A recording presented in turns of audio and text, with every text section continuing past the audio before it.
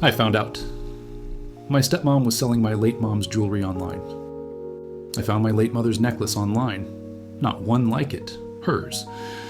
The tiny crack in the sapphire pendant, the way the chain was repaired near the clasp, even the box with her initials inside. It was unmistakable. I stared at the listing, paralyzed, like I was seeing a ghost wearing her own skin. Someone was selling her jewelry. And not just anyone. My stepmother. The woman my father married less than a year after my mom passed. The woman who told me I needed to stop clinging to the past when I refused to clean out my mother's closet. The woman who said she didn't believe in holding on to the dead. My name is Erica. I'm 25. And this is the story of how I discovered my stepmother was quietly selling everything my mother left behind. Not out of need, but for profit. Out of convenience, maybe even spite. But this didn't start with a listing. It started the night my father met Lisa. He was devastated after Mom passed. They'd been together 28 years. She died of cancer. Slow, cruel, undignified. I watched him fall apart in pieces. Some mornings he didn't shave. Some days he forgot to eat. For the first time in my life, I had to parent him. Then he met Lisa. She worked at the front desk of a dental clinic. She was warm, overly so, all fake eyelashes, wide smiles, and the kind of forced cheer that sets your teeth on edge. But she was patient. She called to check in. She dropped off soup. She became a fixture, within weeks. By month 3, she was calling our house home. By month 6, they were dating. By month 10, they were married. Small courthouse ceremony, no photos. I wasn't invited. At first I tried. I really did. I thought maybe it was just awkwardness. A new woman in a space that didn't quite belong to her. But Lisa never treated it like that. She walked in like she was replacing someone. She redecorated within a week, threw out the curtains my mom sewed by hand, painted over the floral wall in the guest room, the one I helped Mom design when she got too sick to travel. And worst of all, she boxed up my mother's belongings and stacked them in the garage. "No one's worn this stuff in a year," she said once when I came home to find open bins and packing tape on the living room floor. "It's depressing." I told my dad. He said I was overreacting, that Lisa was trying her best, so I kept quiet. I didn't want to be the angry daughter. I didn't want to cause waves. I told myself this was grief, that I was projecting, that maybe this was just how people moved on. But then I started noticing the little things disappearing, and it would take me another year before I realized where they were going. It started with small things, stupid, insignificant things. A scarf I gave my mom for her last birthday, gone. A pair of antique earrings she used to wear to church, couldn't find them. The embroidered handkerchief she always kept in her nightstand drawer, vanished. I didn't think much of it at first. The house had been rearranged so many times, things misplaced, boxed up, shuffled around. Every time I visited, something looked different. Lisa was always tidying, always making space. When I asked about the earrings, she blinked like she didn't know what I was talking about. "Those old things?" she said. "Maybe you took them with you when you moved." I hadn't. When I asked about the scarf, she said, "Maybe it got donated." "You said yourself your mom hadn't worn it in ages." I hadn't said that either. I started coming around more often. Not to visit, to watch. Not obviously, just quietly. I'd take mental inventory of what was still around. Photo frames, jewelry boxes, the lace tablecloth from our old dining room. And each time, something was missing. One day I noticed the wooden box that used to sit on the mantel was gone. It wasn't particularly valuable, just sentimental. Inside it were trinkets Mom collected, an old hotel key, a dried flower, a brooch from her college days. Gone. I asked my dad about it. He said, "Oh, Lisa's been cleaning out some of the clutter. You know how she is? Very practical." Practical. That word made me sick. The last straw came when I noticed Mom's wedding ring, the one she stopped wearing during chemo because it hurt her swollen fingers, was no longer in her jewelry box. I'd checked that box before. It was always there. Always. When I opened the lid and saw the indentation where the ring had sat for over a decade, and nothing else, I felt this cold, paralyzing stillness in my chest, like my body knew what my mind wasn't ready to admit. I turned to Lisa, who was folding laundry in the other room. My voice came out quieter than I expected. "Where's my mom's ring?" She didn't even look up. "Oh, that? I think your dad put it somewhere safe." My dad wasn't even home that day. That night I didn't sleep. I kept replaying every moment in my head, every lie that sounded too smooth, every shrug that felt too convenient. I started scrolling online marketplaces, not because I expected to find anything, just because I needed to do something. And then, it happened. Page 3 of a secondhand jewelry site, a necklace I hadn't seen in years, a blue sapphire pendant with a faint crack down the center. My mother's necklace. Same chain, same box. Even the engraving on the back. barely visible in the photo, but unmistakable. To my love, E, 1989. My blood went cold. I clicked on the seller's profile. No name, just a username, GoldenJune78. And I recognized the background of the photo, the marble countertop in our kitchen. My hands were shaking as I scrolled through her listings. There were dozens, maybe more, all under the same username, GoldenJune78. And they weren't just random items, they were mine, hair and hours. A gold locket with a dent in the back. I dropped it on the tile floor when I was 12. A silver ring with a small emerald. I gave it to Mom after my first paycheck. A charm bracelet missing one of the letters. My mom wore it every holiday. Each photo was staged the same way, placed on neutral fabric, under warm light, against the same kitchen counter I'd grown up staring at over bowls of cereal. No mention of provenance, no belonged to a late loved one. Just titles like vintage pendant, lightwear, good condition, minimalist sapphire necklace, unique crack detail, classic silver ring, sentimental but elegant. Sentimental but elegant. I almost threw up. I checked the timestamps. These weren't recent posts. She'd been selling them for months, quietly, steadily, erasing my mother's memory one listing at a time. My throat was dry. I wanted to scream, cry, punch a wall, anything to replace the sickening numbness crawling up my spine. Instead, I started documenting. Screenshots, URLs, photo matches. Every listing, every caption, every date. I emailed them to myself, saved backups. I wasn't sure what I was building, but it felt like armor. Something to wrap around the hole opening in my chest. The worst part? She never said a word. Never asked me if I wanted anything. Never even offered. Just decided that these things had no value, that they were junk, that they were hers to deal with now. I thought about confronting her then and there, barging into the kitchen, waving the laptop in her face, but something told me to wait. Not out of fear, out of strategy. Lisa wasn't dumb. She was calculated. Sweet when it served her. Innocent when it counted. If I accused her without proof, she'd spin it. Make me look dramatic. Make me look possessive. Maybe even unstable. And worse, my dad would believe her. Because he didn't want to believe anything else. So I waited. I watched. I kept checking her listings. She updated them weekly. A few sold, Some had pending messages. Others disappeared. Not because they were removed, but because they were gone. Gone from my life. Gone from our house. Gone from memory. And then I saw something that nearly shattered me. One of the new listings was my mother's wedding ring. The listing said, classic gold band, subtle engraving, excellent condition. Size 6 inches. There were 3 photos, one from above, one of the band's inner curve, and one angled so you could barely make out the tiny inscription inside. R and E, 1990 R for Robert, E for Elaine, my parents. I hadn't cried once since discovering her little online boutique of theft and betrayal. But when I saw that engraving, something in me cracked. Not a tear, a shattering, a silent implosion deep in my chest. That ring was the one thing I thought she hadn't touched.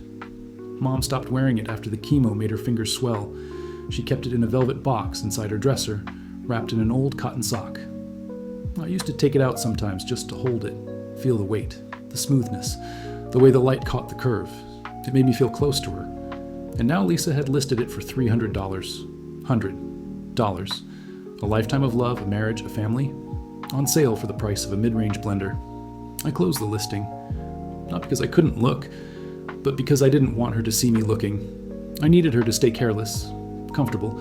I needed her to keep posting, keep selling, keep leaving breadcrumbs of her betrayal. Because now it was war. I started cross-referencing her listings with photos from our family albums, photos of my mom wearing those exact pieces.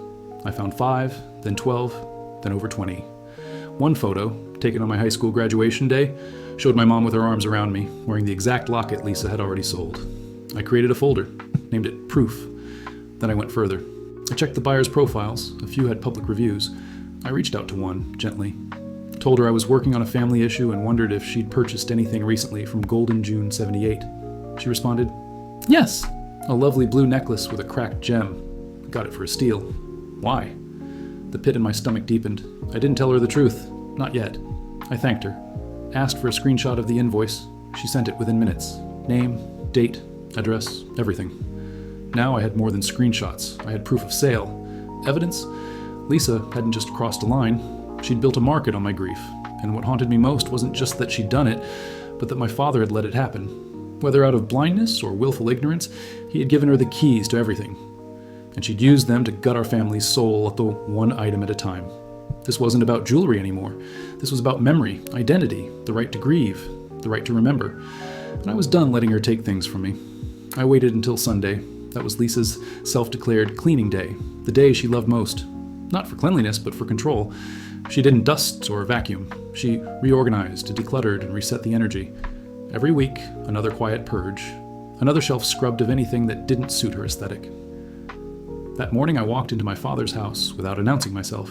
I needed to see her face. I needed to know without noise how far this had gone, and whether she'd even flinch. I'd come prepared. I brought a folder, one filled with printed listings from her online page, side by side with old photos of my mother wearing the exact pieces. I had proof of sale, comparison shots, timestamps. I placed them all on the table with deliberate calm.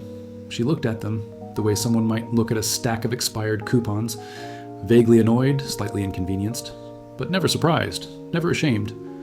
There was no horror, no regret, just indifference, dressed in passive-aggressive restraint. The kind of cold civility that made me feel like the intruder, like the one making a scene. Her silence told me everything. She'd seen these things as junk, forgotten objects, fair game. She never once asked me what I wanted to keep, never offered to save a single piece. She just quietly moved through the home, deciding what was worthy of staying and what would be better off converted to cash and gone. I asked her to stop, calmly. I told her I knew everything, that these pieces weren't just items, they were memories. They were the last physical ties I had to a woman whose presence still echoed in that house, even if no one but me seemed to hear it anymore. But Lisa didn't want to hear any of it.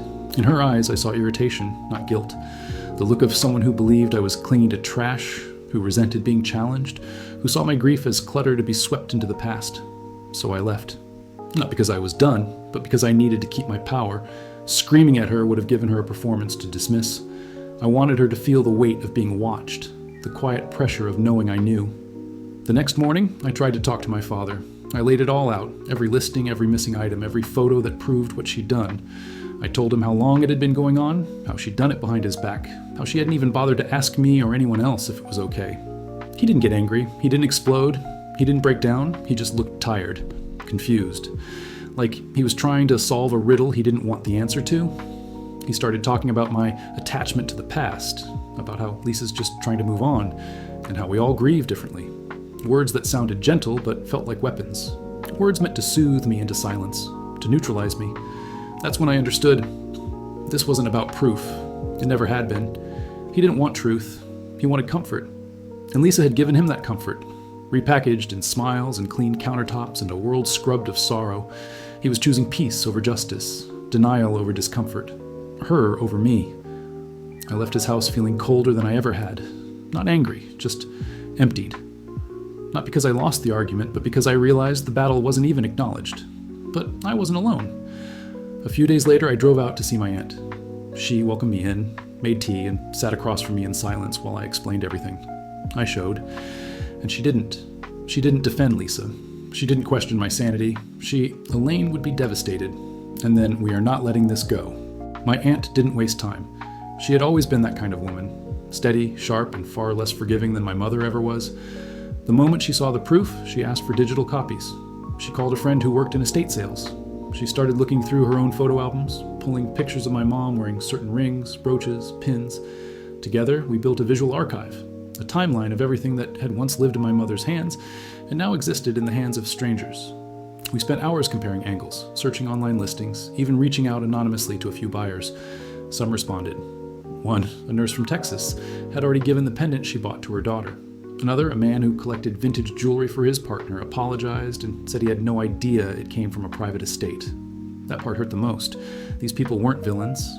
They were buyers, doing what buyers do, finding beauty, not knowing the history behind it. But to me, it wasn't beauty. It was theft. I asked one of them, kindly, carefully, if they'd be willing to return a specific piece. I offered double the price. No response. That night, I sat on my childhood bed in my aunt's guest room and stared at the wall. I felt like I was trying to pick up ashes with bare hands. No matter how careful I was, something always slipped through. Some things were already gone for good. Lisa hadn't just sold jewelry. She'd sold grief. She'd sold pieces of my mother that still held meaning, fingerprints, scents, memories I hadn't even accessed yet. And now they were spread across cities, strangers, inboxes. But even in that overwhelming wave, something else formed. Focus. I couldn't stop the loss, but I could slow it. I could take something back. So we started with exposure. My aunt suggested something bold. Post the listing photos side by side with personal family photos on Facebook. No captions. Just, does this look familiar to anyone? I hesitated. I didn't want it to feel like a witch hunt. But then I thought, Lisa hadn't hesitated when she turned my family's legacy into a garage sale. I posted it. The response came fast. Old friends of my mom messaged me. One of them, a former neighbor, said she remembered the bracelet well. She'd helped my mom pick it out before an anniversary trip. Another confirmed the earrings Lisa had posted weeks ago. They were worn at her wedding. Someone else said, I thought I recognized that locket. I have a picture of your mom wearing it at my baby shower. Each comment stitched together a piece of a quilt that had been unraveling for too long. Then it reached my father. I hadn't told him about the post. I'd stopped trying to talk to him weeks ago, after he chose to believe her over me. But the internet doesn't care about what conversations you've given up on. Someone shared it. Someone tagged him. Suddenly, the truth wasn't confined to printed papers in a folder. It was out in the open, undeniable, seen by dozens. That night, he called. He didn't sound angry, or defensive, or even surprised. He just sounded old, hollow, like the weight of what he'd ignored had finally landed. He didn't ask me why I posted it. He didn't ask what I wanted. He simply said, I saw it. Nothing more. No apology, no admission. But that was enough. Because for the first time, I heard something in his voice I hadn't heard before. Shame.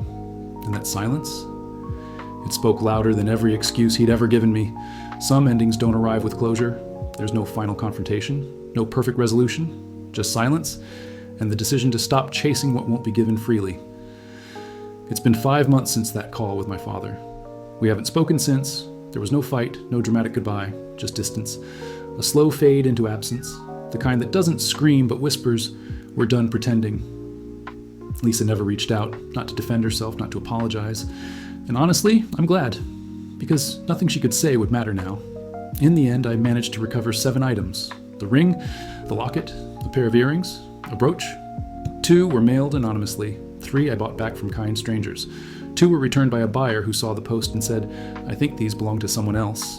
I keep them in a velvet-lined box now. Not hidden away, but not on display either. They're not trophies. They're not reminders of the fight. They're just mine. And through them, she's still here. But I no longer believe memory lives only in things. It lives in the smell of cinnamon when I make her apple pie. In the way I press a shirt collar flat with my thumbs, just like she did. In the laugh I inherited, the one I used to hate, until I realized it was hers. I've created a small corner in my apartment just for her. Nothing big.